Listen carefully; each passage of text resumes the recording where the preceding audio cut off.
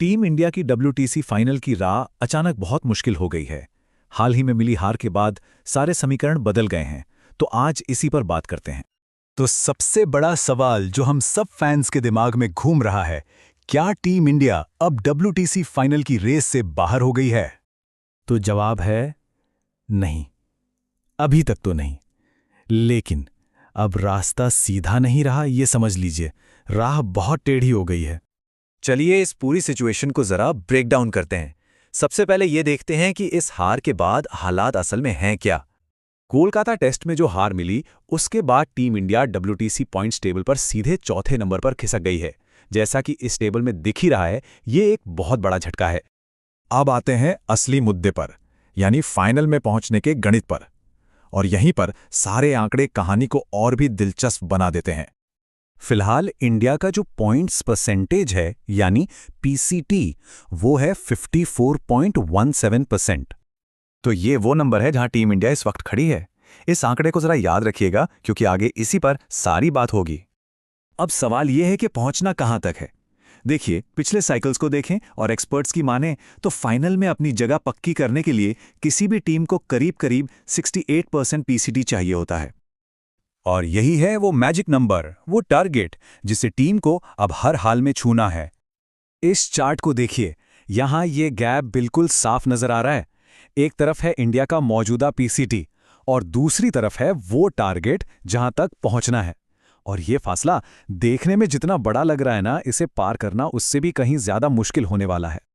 तो अब सवाल ये है कि ये फासला भरा कैसे जाएगा। यहीं से शुरू होता है टीम इंडिया का मिशन ऑलमोस्ट परफेक्ट। इस मिशन का मतलब क्या है?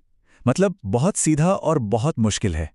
अपने बचे हुए 8 के 8 टेस्ट मैच जीतो। जी हां, सही सुना, 8 में से 8। एक भी मैच में चूकने की कोई गुंजाइश नहीं है। ये एक पहाड़ जैसी चुनौती है। अब ये ऑलमोस्ट परफेक्ट रन होता क्या है? इसका सीधा सा मतलब है एक ऐसा परफॉर्मेंस जहां गलती की गुंजाइश 0 हो। मतलब एक हार या एक ड्रॉ भी क्वालिफिकेशन की सारी उम्मीदों पर पानी फेर सकता है। लेकिन रुकिए, कहानी में एक और ट्विस्ट है। मान लीजिए इंडिया ने अपना काम एकदम परफेक्ट तरीके से कर भी लिया, तब भी क्वालिफिकेशन की गारंटी नहीं है। बात पूरी तरह से अपने हाथ में है ही नहीं। मतलब भारत की किस्मत सिर्फ अपनी जीत पर टिकी नहीं है, ये दूसरी टीमों के नतीजों पर भी निर्भर करती है।